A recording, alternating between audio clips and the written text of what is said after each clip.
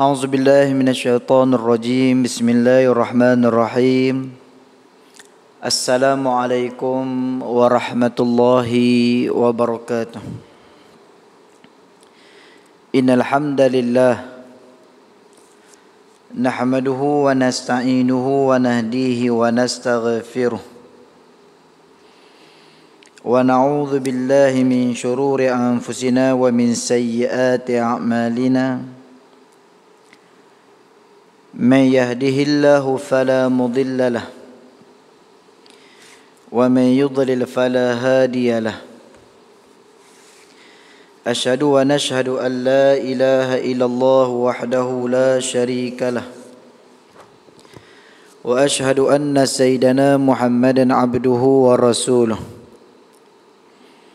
ونصلي ونسلم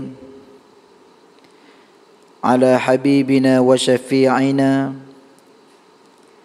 وقدوتنا محمد صلى الله عليه وسلم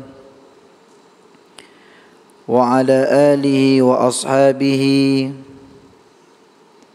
ومن تبعهم بإحسان إلى يوم الدين أما بعد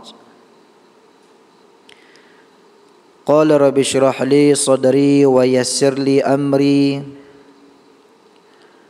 واحلل عقدة من لساني يفقه قولي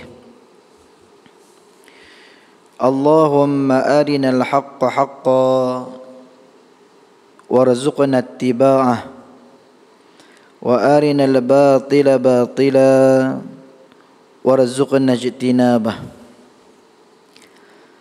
قال الله سبحانه وتعالى في كتابه الكريم أعوذ بالله من الشيطان الرجيم بسم الله الرحمن الرحيم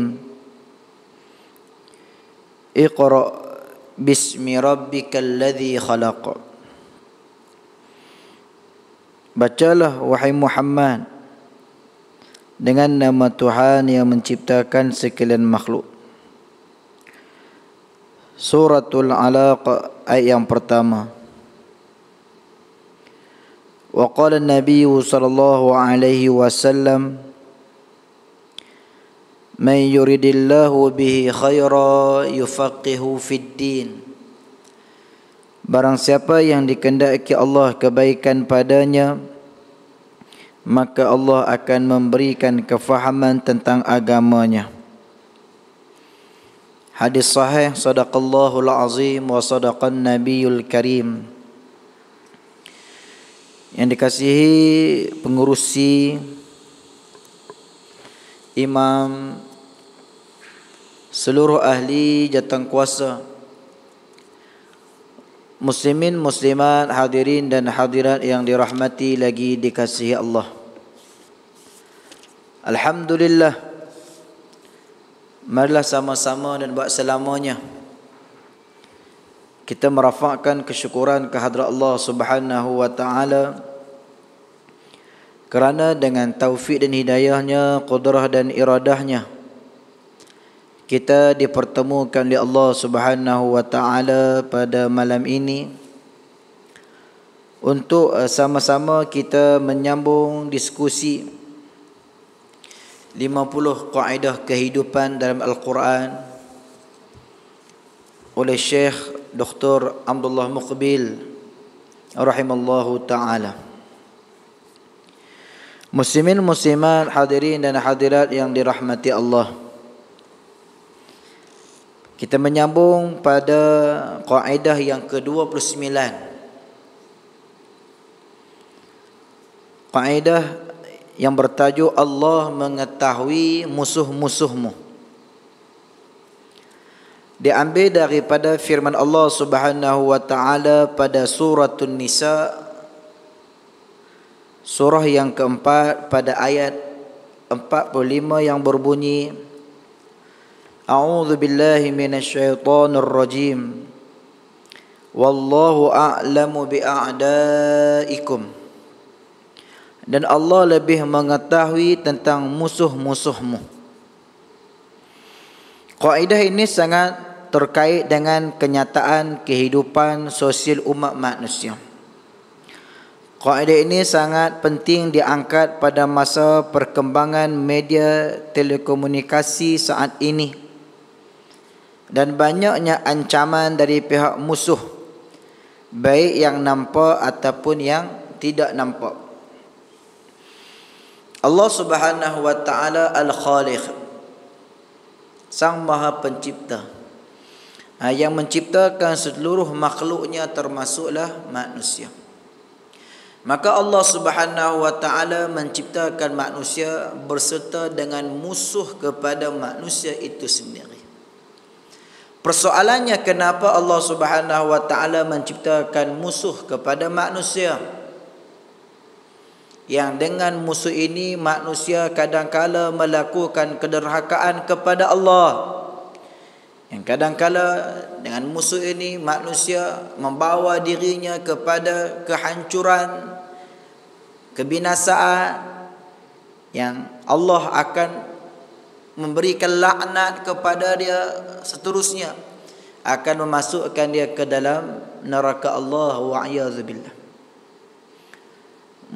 Tidak bolehkah Allah Subhanahu wa taala menciptakan manusia ini tanpa musuh?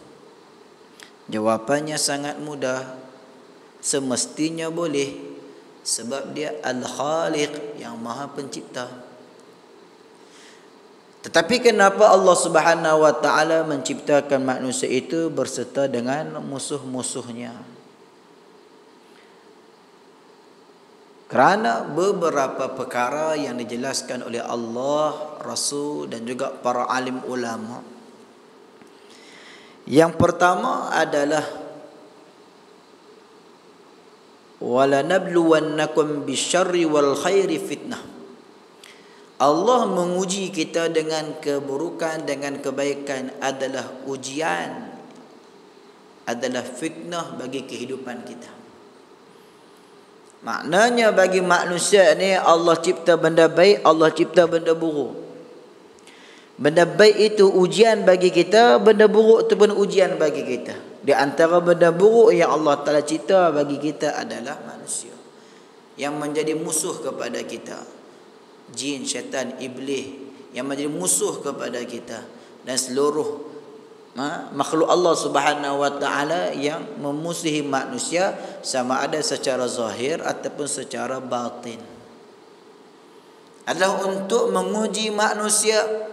Lalu dengan Allah Subhanahu wa taala menciptakan musuh inilah, manusia akan melihat mana yang baik, mana yang buruk. Yang kedua adalah untuk memberikan satu kehidupan yang bersifat fastabiqul khairat, berlumba-lumba untuk melakukan kebaikan. Kerana ada orang yang mengambil musuhnya terus dia lemah, lalu dia berputus asa, dia meninggalkan segala-galanya dalam kehidupannya. Ada kalanya manusia ini yang akalnya waras, semangatnya tinggi, dia menjadikan musuhnya itu sebagai saingan dia, maka dia akan melipat gandakan amalan dia untuk terus dekat kepada Allah. Adakah dia tahu bahawa syaitan itu akan hasut dia sampai dia mati, lalu dia berputus asa? Dia biarlah syaitan nak buat apa, buat . Lalu dia pasrah sehingga dia mengikut jejak langkah syaitan, yang syaitan itu akhirnya membawa kepada jurang kebinasaan, jurang api neraka Allah. Dia tahu bahawa orang kafir ini tidak akan pernah sunyi. Lan tarda ankal yahudu walan nasara, tak pernah redha dengan keadaan orang yang beriman ini. Lalu dia pasrah, dia berputus asa, dia serahkan kehidupan dia mengikut aturan dan caturan musuh-musuh Allah Subhanahu wa taala. Dia biar. Maka orang ini mati lebih baik daripada dia hidup. Sebab itu kenapa Allah turunkan Al-Quran sebagai sumber kekuatan dalam kehidupan. Bukan hanya kita diuji oleh Allah dengan penyakit-penyakit ghaib dan sebagainya baru nak cari Al-Quran. Bahkan Al-Quran secara keseluruhannya itu adalah motivasi kepada hati-hati manusia yang hidup, kepada hati-hati manusia yang mati. kepada hati-hati manusia yang hidup ini adalah untuk teruskan kehidupan dia dengan penuh semangat, dengan penuh motivasi, dengan penuh inspirasi, dengan penuh kepercayaan diri, dan menghidupkan hati-hati yang mati untuk kembali kepada Allah Subhanahu wa taala, menyembah Allah, beribadah kepada Allah Subhanahu wa taala. Maka dia akan menjadikan musuh-musuh ini sebagai pesaing dia, yang dia akan melipat gandakan ibadah dia, melipat gandakan usaha dia.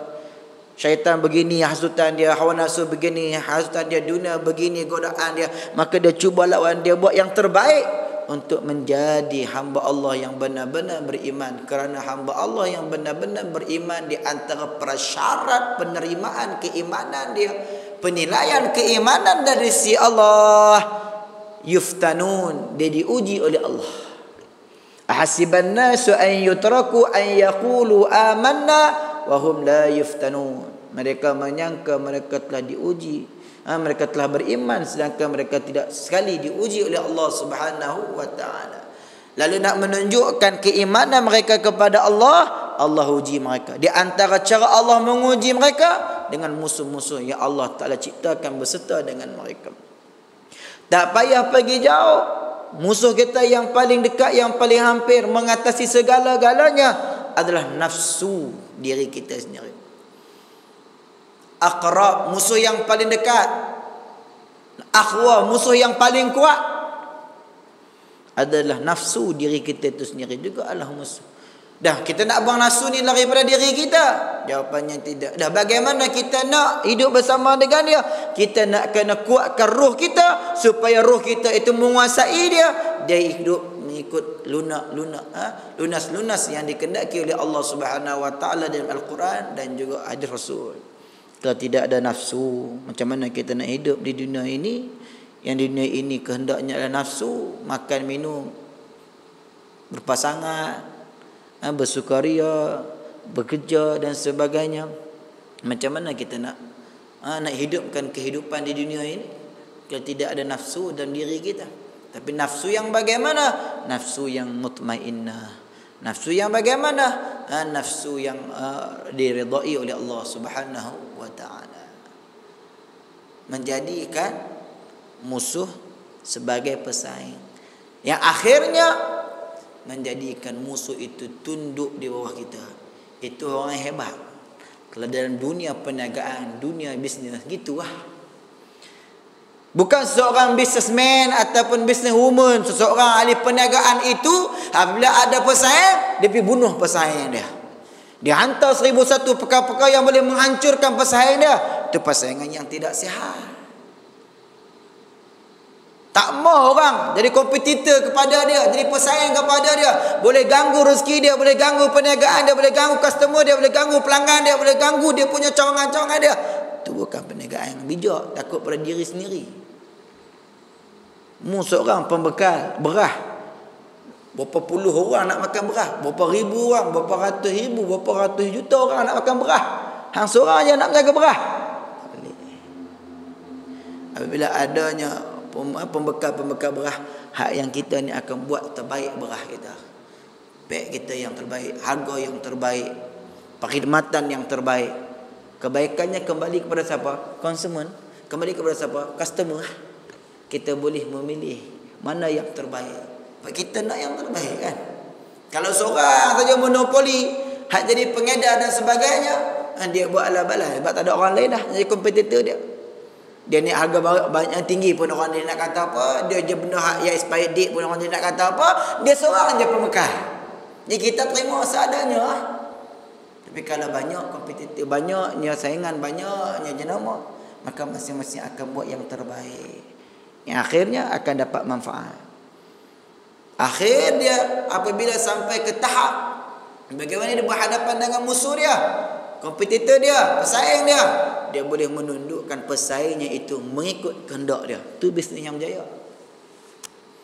Akhirnya kompetitor dia tu pasrah, hebat kawan ni, lawan cara sihat. Lain kali dia pun ambil barang kat kita. Nampak? Cukup. Kita boleh menjaga, dia pun boleh menjaga. Bahkan lebih lagi rezeki daripada kita, dia boleh ambil kat kita pula bagi pembekal utama. Nampak? Begitu jugalah sampai satu tahap kita boleh menundukkan musuh dalam kehidupan kita ni untuk mengikut kehendak kita. Itulah nafsu yang ada dalam diri kita. Itu bisnes yang berjaya. Itu adalah strategi yang berjaya. Yang kedua. Yang ketiga, kenapa Allah Subhanahu Wa Taala menciptakan manusia ini? Kalau dalam dunia dakwah dan tarbiyah adalah untuk menjalankan kerja-kerja utusan Allah Subhanahu Wa Taala di kalangan para nabi, para rasul. Kerana di antara kerja utama para nabi, para rasul ini adalah at-tablighu, menyampaikan. Nabi menyampaikan kepada orang Islam, kepada orang bukan Islam, apa yang Allah sebut dalam Al-Quran dan juga hadis Rasulullah sallallahu alaihi wasallam. Dah kalau tak ada musuh nak sampai benda apa? Kita duk cerita berkaitan dengan ayat tentang perangi orang kafir. Tak ada musuh orang kafir di dunia Allah. Allah tak cipta pun. Dah tu mana ayat Quran ni nak letak? Mana ayat Quran ni nak letak nak memerangi musuh-musuh Allah tu? Penerus kepada apa yang diwahyukan, diperintahkan oleh Allah Subhanahu Wa Taala kepada para nabi, para rasul alaihi wassalatu wassalam. Sentiasa ada musuh-musuh yang akan kita bertanggungjawab untuk menyampaikan risalah tauhid, risalah Muhammad kepada mereka, untuk mereka beriman kepada Allah, untuk mereka menerima syariat yang dibawa oleh Nabi sallallahu alaihi wasallam. Yang keempat adalah untuk kita berusaha menjadi lebih baik daripada apa yang Allah Ta'ala berikan dalam kehidupan kita sekarang. Lebih kurang dengan yang ketiga. Untuk menjadi lebih baik dengan apa yang Allah Subhanahu Wa Ta'ala berikan dalam kehidupan kita sekarang. Yang kelima, yang terakhir, banyak lagi. Kita ambil 5 saja malam ni, adalah untuk membezakan di antara perkara hak dan batil, baik dan buruk, hitam dan putih, pahala dan dosa, syurga dan neraka. Yang kita boleh ambil sebagai contoh tamsilan dalam kehidupan kita. Mana yang dikatakan orang yang beriman, orang yang kufur, orang yang munafik, orang yang murtad, orang yang syirik pada Allah. Mana perkara-perkara yang boleh membawa seorang itu kepada syurga Allah, yang boleh membawa seorang itu kepada neraka Allah. La yastawi ashabun nari wa ashabul jannah. Ashabul jannati humul faizun. Tidak sama ahli neraka dengan ahli syurga Allah. Tidak sama ahli syurga dengan ahli neraka Allah. Dah bagaimana kita nak tahu perbezaan di antara kedua ni? Adalah musuh yang Allah Subhanahu Wa Taala ciptakan. Yang mereka ini ada yang masuk ke neraka Allah, ada yang mereka ini masuk ke syurga Allah Subhanahu Wa Taala. Jadi apabila Allah Subhanahu Wa Taala menciptakan kita dan menciptakan musuh kita, Allahu a'lamu bi'adaikum, maka Allah adalah yang lebih mengetahui siapakah musuh-musuh kita. Lalu Allah Subhanahu Wa Taala menyebut di Al-Quran di antara musuh-musuh manusia itu dalam surah Al-Baqarah ayat 168. Dalam surah Al-Baqarah ayat 168 di antara lain yang Allah Taala sebut musuh manusia, wala tattabi'u khutuwatis syaitan innahu lakum aduwwum mubin. Janganlah kamu sama sekali mengikuti jejak langkah syaitan, kerana sesungguhnya syaitan itu bagi kamu aduwwum mubin, adalah musuh yang sangat jelas, musuh yang sangat nyata. Allah sebut lagi dalam surah Al-Baqarah ayat 98, di antara musuh-musuh manusia, fa innallaha aduwwun lil kafirin, sesungguhnya Allah musuh bagi orang kafir. Maknanya kafir ni adalah musuh kepada Allah, musuh kepada Rasul. Orang yang beriman kepada Allah juga, orang kafir ini sebagai musuh mereka. Dan beberapa lagi yang disebutkan oleh Allah Subhanahu wa taala sebagai musuh Allah, musuh Rasul dan juga musuh manusia. Maka Allah Subhanahu wa taala ini tidak hanya menciptakan manusia beserta dengan musuh-musuhnya, Allah juga memaklumkan kepada manusia musuh-musuhnya, dan lebih jauh daripada itu Allah juga menjelaskan antara lain solusi, jalan, cara, kaedah untuk kita selamatkan diri kita daripada musuh-musuh kita. Manakala orang yang terpengaruh, orang yang terjerumus, orang yang terpesong, orang yang terpedaya dengan musuh-musuh ini, tidak lain dan tidak bukan mungkin di antara mereka itu adalah jahil. Seperti mana Allah Subhanahu wa taala berfirman dalam suratul Hajj ayat yang ketiga. Ambil ayat ni. Suratul Hajj, surah yang ke-22, ayat yang ketiga, bagaimana Allah menyebut kenapa manusia itu menjadi musuh kepada Allah, Rasul dan kepada manusia. Wa minan nasi man yujadilu fillahi bighairi 'ilm wa yattabi'u kulla syaitanin marid. Kata Allah Subhanahu wa taala, artinya di antara manusia ada yang membantah tentang Allah. Membantah tentang Allah ini ialah membantah sifat-sifat kekuasaan Allah. Misalnya dengan menyatakan bahawa malaikat-malaikat itu adalah putri-putri Allah, adalah anak-anak Allah Subhanahu wa taala. Al-Quran itu adalah dongengan orang dahulu, dan bahawa Allah Subhanahu wa taala tidak ada kuasa untuk menghidupkan orang yang telah mati dan yang telah menjadi tanah. Mereka berbalah di antara mereka. Sebab turunnya ayat ini, ada sebahagian daripada orang kafir yang tidak mempercayai akan berlakunya hari kiamat. An-Nadhr bin Haris, yang tidak mempercayai akan berlakunya hari kiamat. Mana mungkin nak berlakunya hari kiamat, Allah nak hidupkan balik manusia yang telah mati bulang-bulang, macam mana nak bangunkan balik, nak hidupkan balik.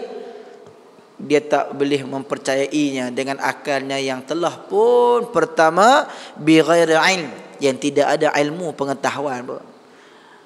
Orang menjadi musuh kepada seseorang ataupun kepada dirinya ataupun kepada sesuatu adalah dengan tidak ada ilmu. Kejahilannya itulah musuh dia, menyebabkan dia bermusuh pada benda yang dia tidak ketahui.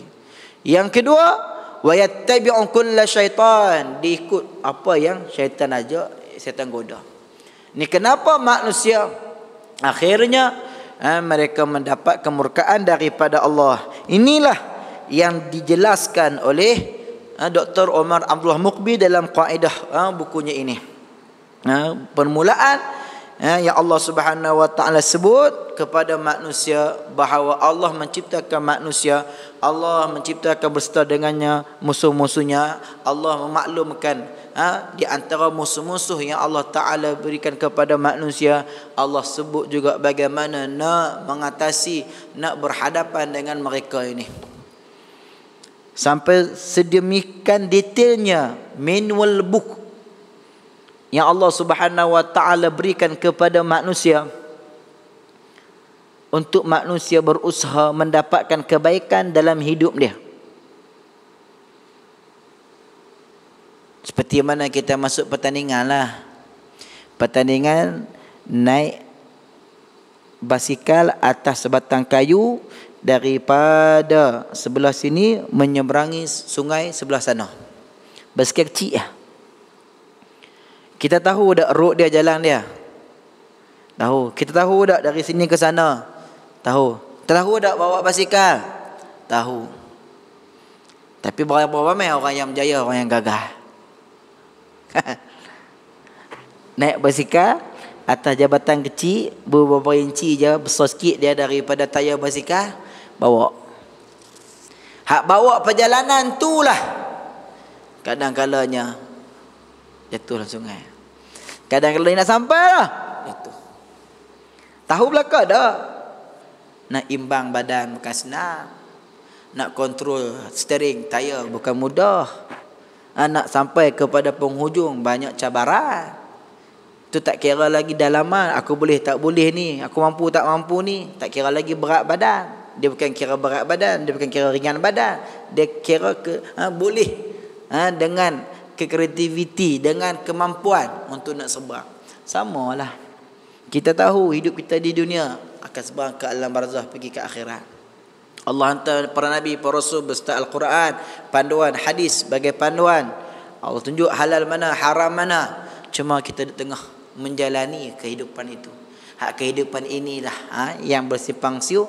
Kadang-kala kita terpesong, kita terjerumus. Kadang-kala kita kembali, kita teruskan perjalanan hingga bertemu dengan Allah dengan kematian. Ni perjalanan. Kalau singkat je perjalanan ini, mudah ya. Musuh pun tak banyak mana. Tapi perjalanan ini jauh. Musuh terlalu banyak untuk kita harungi. Agar kaedah ini memahami dengan baik, maka kita harus mengetahui konteks dalam suratul Nisa. Bagaimana Allah Subhanahu wa taala menjelaskan pada ayat 44 hingga ayat 46, alam tara ilal ladzina utu nasiban minal kitabi yashtaruna ad-dalalata wa yuriduna an tadillu as-sabil. Wallahu a'lamu bi'a'daikum wa kafa billahi waliyan wa kafa billahi nasira. Minal ladzina hadu yuharrifuna al-kalima an mawadhi'ihi wa yaquluna sami'na wa 'asayna wasma' ghayra musma'in wa ra'ina layyan bi alsinatihim wa ta'nan fid din. Walau annahum qalu sami'na wa ata'na wasma' wanzurna lakana khairan lahum wa akhwama walakin la'anahumullahu bikufrihim fala yu'minuna illa qalila. Artinya, tidakkah kamu memperhatikan orang yang telah diberikan bahagian kitab, yakni kitab Taurat, orang-orang Yahudi. Mereka membeli kesesatan dan mereka menghendaki agar kamu tersesat menyimpang dari jalan yang benar. Dan Allah lebih mengetahui tentang musuh-musuhmu. Cukuplah Allah menjadi pelindung dan cukuplah Allah menjadi penolong bagimu.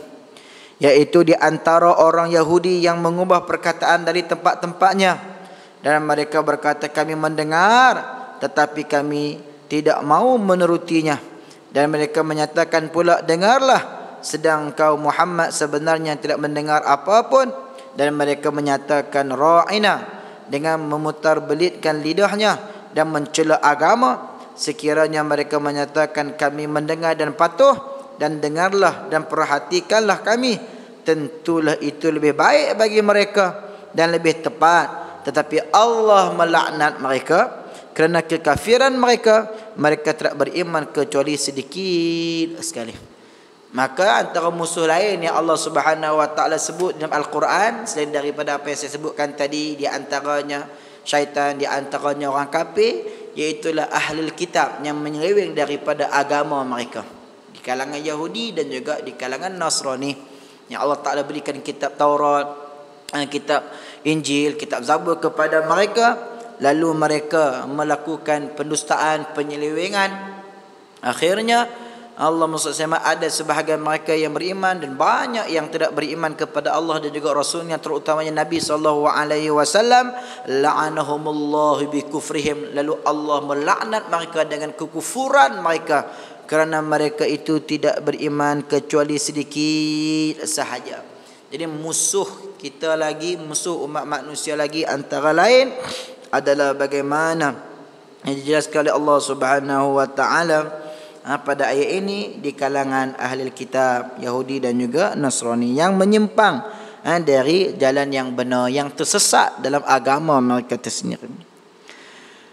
Para ulama telah menggarisbawahi beberapa musuh yang disebutkan oleh Allah Subhanahu wa taala, di antaranya adalah iblis.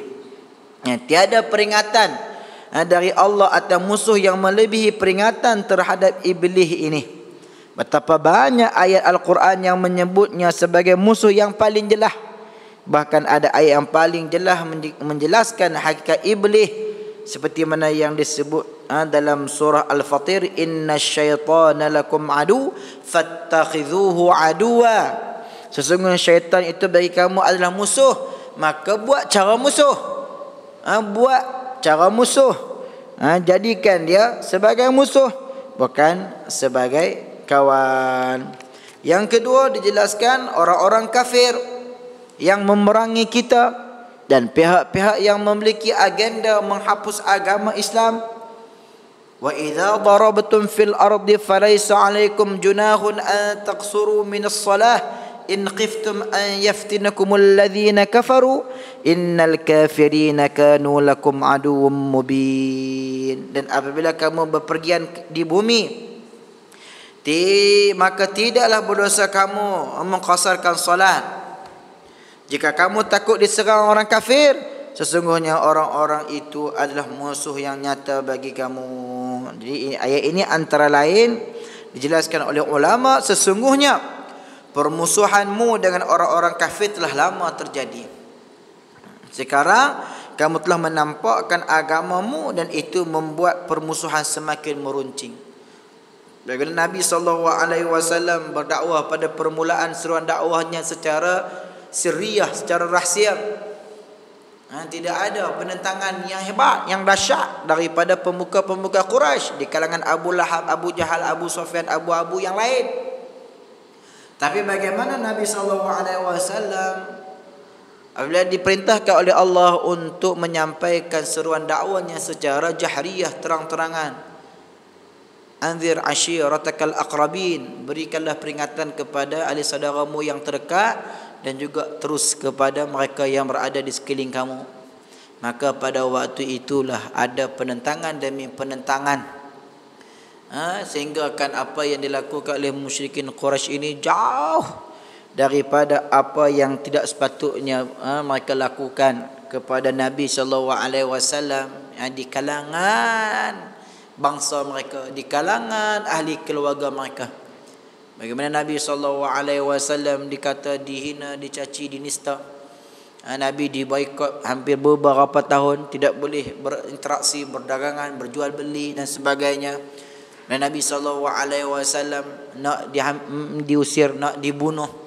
Bagaimana para sahabat ridwanullahi alaihim ajma'in di kalangan muhajirin, as-sabiqun al-awwaluna minal ladzina aminal muhajirin wal ansari, yang mereka itu diseksa, ada yang sesaannya itu sehingga membawa kepada kematian, ada yang membawa kepada hilang akal pemikiran, ada yang membawa kepada kecacatan pada tubuh badan fizikal mereka. Ini dahsyat yang diterima oleh Nabi SAW dan juga para sahabat di kalangan muhajirin. Siapa yang buat? Innal kafirin, sesungguhnya lah orang kafir lah. Kerana mereka berusaha memerangimu dan ingin membinasakanmu. Jika salatmu sangat panjang, maka itu merupakan kesempatan untuk menghabisimu. Jadi ini juga antara lain, kalau kita tengok dalam ayatul ahkam, ayat-ayat hukum, dia menjadi salah satu dalil pensyariatan salatul khauf ataupun salat khasar dalam dalam peperangan. Maknanya dalam peperangan ini tidak salah, falaisa alaikum junah, tidaklah salah bagi kamu, kata Allah, tidaklah berdosa bagi kamu antaqsuru minas salah, kamu memendekkan solat kamu. Maknanya bukanlah keadaan musafir saja boleh qasar, boleh jamak. Dalam keadaan kita berperang nak berhadapan orang kafir pun dibolehkan. Kerana kalaulah kita sembahyang zuhur 4 rakaat, sembahyang asar 4 rakaat, dan musuh kamu menguasai kita, memerangi kita, lamanya sembahyang kita. Jadi kita pendekkan, dan kita ada yang mengawalnya haris, ada yang salat musalli, bergili-gili untuk menjaga di perbatasan daripada serangan hendak daripada musuh-musuh Allah Subhanahu wa taala. Yang ketiga poin nak khabar, di mana saja kita berada, solat jangan tinggal. Dalam peperangan pun kefarduan solat tidak diangkat oleh Allah. Dah kamu solat, dah kamu berperang. Perang ni li'i'la'i kalimatillah, untuk nak angkat agama Allah, untuk nak memuliakan agama Allah. Tak semayang pun tak apa tapi dah semayang tetap kena semayang. Kita tak masuk perang apa pun tak semayang. Musuh kita siapa dia? Nafsu diri kita. Nampak? Satu kata nafsu, tu kata musuh yang menghalang kita daripada tunduk patuh taat kepada Allah Subhanahu wa taala. Perang dengan diri kita.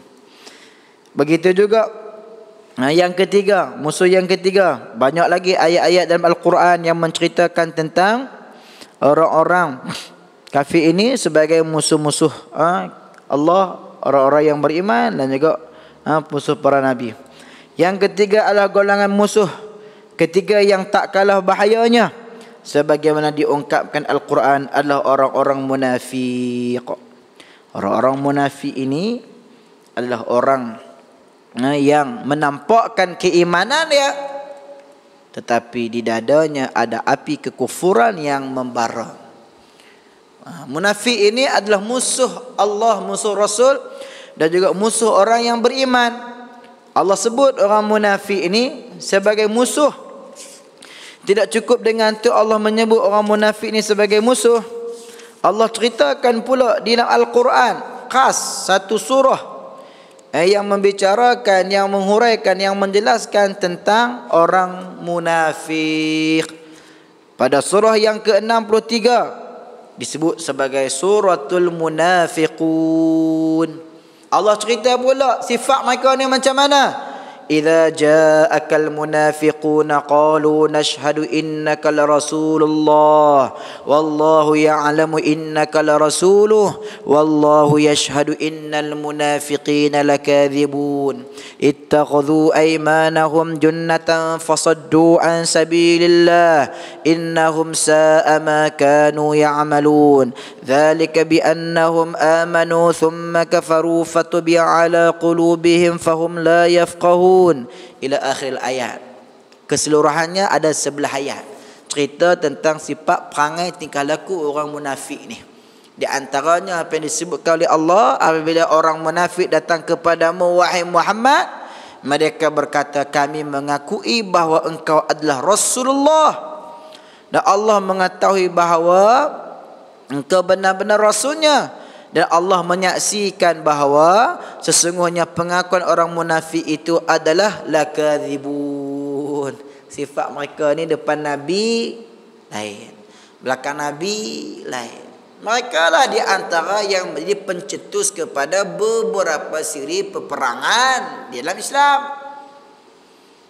Di antaranya peperangan terhadap orang-orang Yahudi, Bani Mustalih, Bani Nadir, Bani Qaynuqa. Di antara yang membakarkan api kemarahan, api permusuhan, api perbalahan, api persengketaan, puak-puak munafik ni ya, yang diketuai oleh Allah bin Ubay bin Salul. Samalah konteks dalam negara kita pada hari ini. Kalau kita melihat secara keseluruhan, bagaimana kita nak berusaha menyatu padukan kesatuan umat Islam walaupun berbeza ideologi, pahaman politik dan sebagainya, tapi di atas dasar dia sebagai seorang Muslim yang beriman kepada Allah, solatnya, puasa, zakat, haji, umrahnya, maka kita nak menyatukan mereka. Maka di sana akan ada suara-suara musuh-musuh yang berusaha untuk memecah belahkan kesatuan ini. Sama ada musuh itu daripada parti politik orang bukan Islam, non-Muslim, ataupun daripada parti politik orang Islam, pemimpin-pemimpin Islam yang vokal, yang tidak sukakan kepada penyatuan ini dengan 1001 alasan, dengan 1001 orang komen, dengan 1001 sebab. Sedangkan di antara tuntutan yang paling besar Allah Rasul kepada umat ini, wa'tasimu bihablillahi jami'a wa la tafarraqu. Ni sifat orang munafik. Dia tak boleh nak tengok. Begitu juga tambahan yang saya ambil daripada tulisan Datuk Dr. Zulkifli Bakri hafizallahu taala, mantan mufti Selangor, mantan menteri Jabatan Perdana Menteri Hal Ehwal Agama, yang dia menyenaraikan juga beberapa musuh Allah Subhanahu wa taala, Rasul juga orang yang beriman. Menurut Imam Ahmad bin Sahal, ada beberapa musuh yang menjadi musuh kepada manusia. Yang pertama adalah dunia. Jadi bagaimana nak berhadapan dengan dia? Iaitulah Allah SWT Muhammad, kita nak kena ada sifat zuhud, sifat qanaah, sifat beruzlah dengan kesibukan dunia dan sebagainya.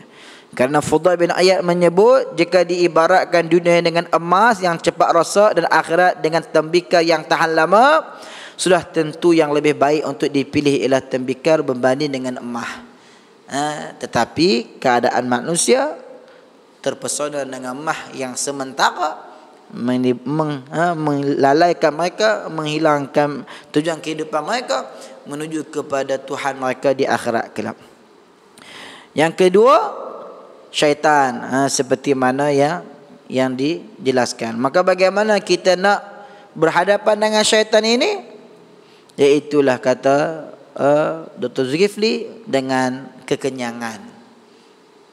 Kekenyangan ini senjata syaitan. Kita nak berhadapan dengan dia macam mana? Iaitulah dengan kelaparan. Sentiasa lapar, maka kita boleh menguasai. Allahumma salli syaitan yang menguasai kita tersebut.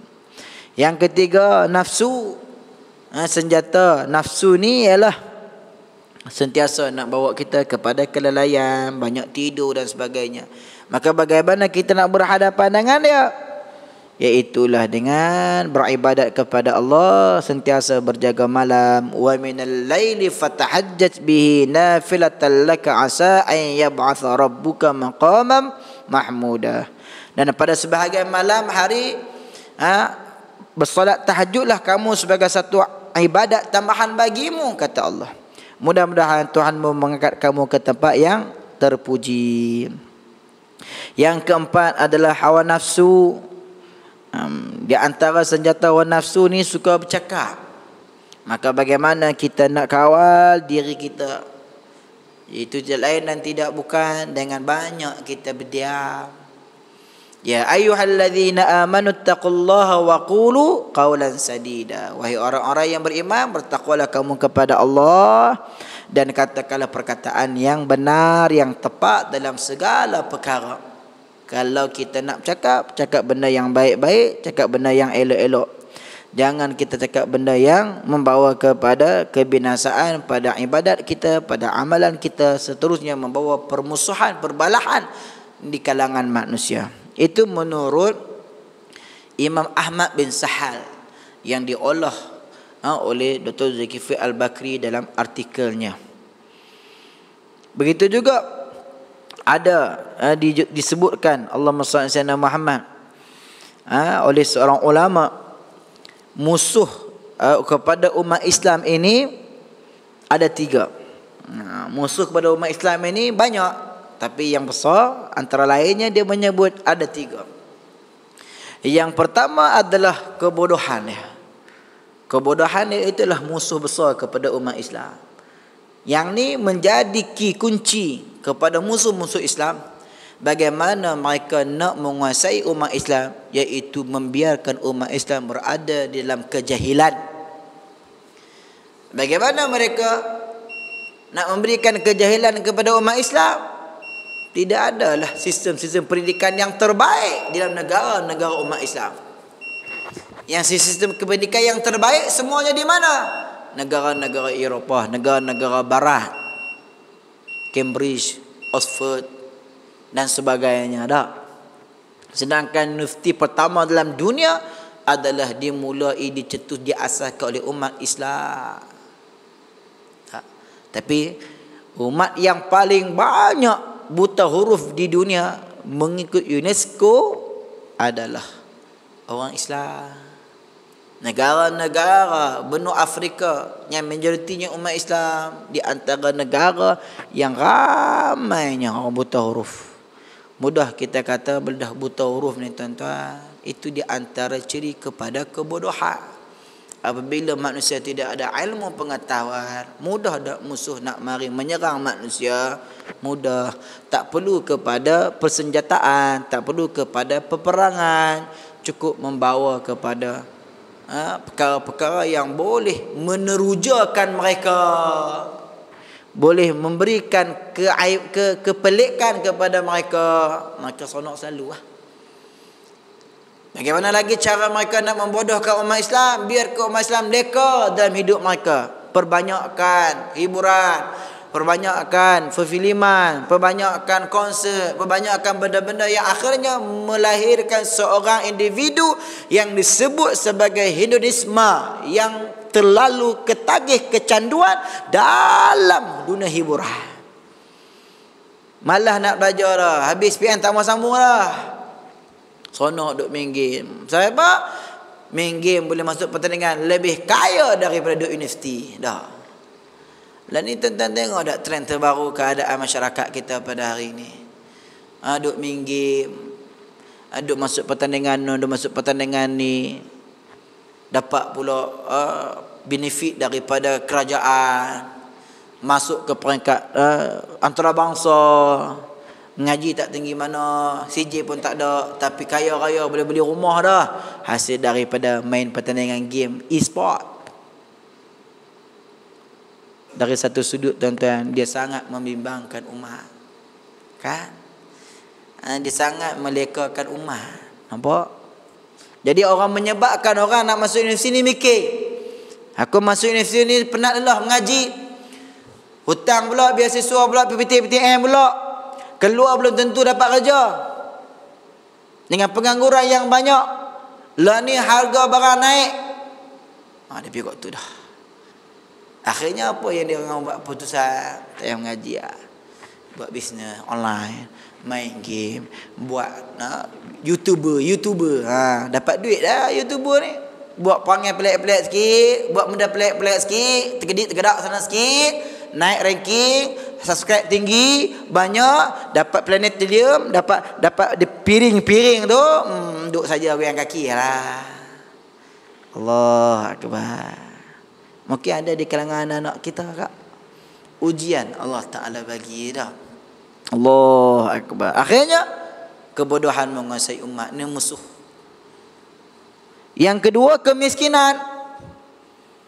Biarkan negara umat Islam miskin supaya mereka mudah untuk menguasai. Negara-negara umat Islam hanya bagi sikit bantuan, terus akan menyokong mereka, terus akan bersama dengan mereka. Sebab itu pemimpin-pemimpin yang zalim, pemimpin yang jahat ni tuan-tuan, lagi ramai rakyat yang miskin, lagi lama dia akan berada di tapuk pemerintahan dan juga kekuasaan. Tengok negara-negara yang bersistem raja baik, yang bersistem presiden monarki, raja yang zalim, diktator, lagi ramai rakyat yang miskin, lagi lama dia memerintah. Dan sebab apa? Tiap nak pilihan raya dia tabur. Dia tak rugi apa? Dia akan kutip pula 5 tahun lagi. Balik pula modal dia. Mari pilihan raya 5 tahun pula dia tabur lagi. Dia tak rugi balik pula modal dia akan datang.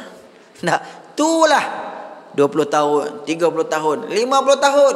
Husni Mubarak, Muammar Gaddafi, Abdullah Saleh di Yaman. Semua tu dia. Rakyat lagi miskin, lagilah mereka suka musuh kepada umat Islam. Yang ketiga, penyakit. Penyakit kan. Macam-macam jenis penyakit. Yang konspirasinya, cara konspirasi. Tak habis-habis dengan konspirasi dah. Penyakit betul, cara penyakit. Macam-macam Allah Ta'ala uji. Inilah di antara yang saya senaraikan untuk kita melihat kaedah yang disebutkan Allah Subhanahu wa taala pada malam ini. Wallahu a'lamu bi'adaikum. Allah mengetahui musuh-musuh kamu. Di antara yang saya senaraikan antara lain adalah pertama, syaitan, iblis. Kedua, orang kafir. Ketiga, dunia. Keempat, Allah Muslim, harta benda. Kelima, kebodohan. Keenam, kemiskinan. Ketujuh, penyakit. Tu tak kira lagi wanita, tak kira lagi banyak tuan-tuan. Jadi benda tu semua kita telah mengetahuinya, maka bagaimana untuk kita nak menjaga dan memelihara diri kita daripada terjerumus dalam makar perancangan-perancangan konspirasi musuh-musuh tersebut. Tidak lain dan tidak bukan kembali berpegang teguh kepada agama Allah Subhanahu wa taala dan bersederhana dalam kehidupan kita. Dan terus belajar dengan apa yang Allah kurniakan kepada kita melalui Al-Quran dan juga hadis Nabi sallallahu alaihi wasallam yang sahih, serta pengamalan para sahabat mengikut apa yang ditunjuki, yang ditinggalkan oleh Nabi sallallahu alaihi wasallam. Yang baik daripada Allah ialah lemah terkasar basa kelemahan saya sendiri. untuk yang terakhirnya, ada sedikit hajat daripada sahabat-sahabat kita Pertubuhan Dakwah Unlimited Kemaman yang berserta kita pada malam ini, yang mengadakan live untuk kuliah-kuliah di sekitar Kemaman ini. Saya menjemput dan juga menyeru kepada semua muslim-muslimat yang berkelapangan untuk sama-sama kita follow lah Facebook dan juga YouTube Pertubuhan Dakwah Unlimited ini, untuk kita mendapatkan lagi pelbagai kuliah-kuliah yang disiarkan insya-Allah. Yang kedua, insya-Allah Pertubuhan Dakwah Unlimited akan menganjurkan bengkel tadabbur ayat faraid. Bengkel tadabbur ayat faraid, mengenali waris dan asas perkiraan kepada harta pusaka, yang akan disampaikan oleh yang berbahagia Al-Fadil Ustaz Muhammad Khusairi Saleh, Da'i Ilmu Faraid dan Perunding Bebas Harta Pusaka. Orang yang sangat berkelayakan, berautoriti untuk membicarakan berkaitan perihal ilmu faraid dan juga perkara-perkara yang berkaitan dengan harta pusaka ni lah. Saya beberapa kali mengikuti siri bengkel beliau. Alhamdulillah, banyak info, banyak pencerahan yang kita dapat. Akan diadakan pada 18 Disember 2021, hari Sabtu, 2 minggu lagi daripada sekarang, bermula pada pukul 8 pagi hingga 4.30 petang. Setengah hari ya tuan-tuan. Di Dio Center dekat Bandar Cukai tu, atas BSN. Atas BSN tu ada Dio Center. Akan diadakan di situlah. InsyaAllah yuran seorang RM70. Seorang RM70. Murah sangatlah tuan-tuan. Dengan ilmu yang dapat ni. Sebab harta kita banyak, nak waris kat anak-anak nanti kan, paling kurang dah RM70 ni murah sangatlah. Dan kita ni pun insya-Allah lah bakal dapat harta yang banyak ke. Mak ayah kaya belaka dah. Jadi dia nak labur RM70 ni kira murah sangatlah. Sebab apa? Termasuk sekali dengan makan pagi, makan tengah hari, makan petang. Juga sijil penghargaan serta buku panduan ringkas ilmu faraid. Jadi saya galakkan dan saya serulah kepada seluruh hadirin dan hadirat, muslimin muslimat, untuk sama-sama kita menyertai bengkel tadabbur ayat faraid ini untuk diri kita sendiri insya-Allah. Untuk ahli keluarga kita, untuk diri kita sendirilah. Mudah-mudahan Allah Subhanahu Wa Taala memberikan kebaikan kepada kita semua. Boleh dapatkan iklan ini dalam Facebook Dakwah Unlimited lah, ada insya-Allah. Untuk dapatkan maklumat lanjut, cara pendaftaran dan juga pembayaran dan sebagainya. Subhanakallahumma bihamdik asyhadu an la ilaha illa an astaghfiruka wa natubu ilaik. Wa sallallahu ala Muhammad wa ala alihi wa sahbihi wa baraka wa sallam. Walhamdulillahi rabbil alamin wa billahi taufiq wal hidayah. Wassalamu alaikum warahmatullahi wabarakatuh.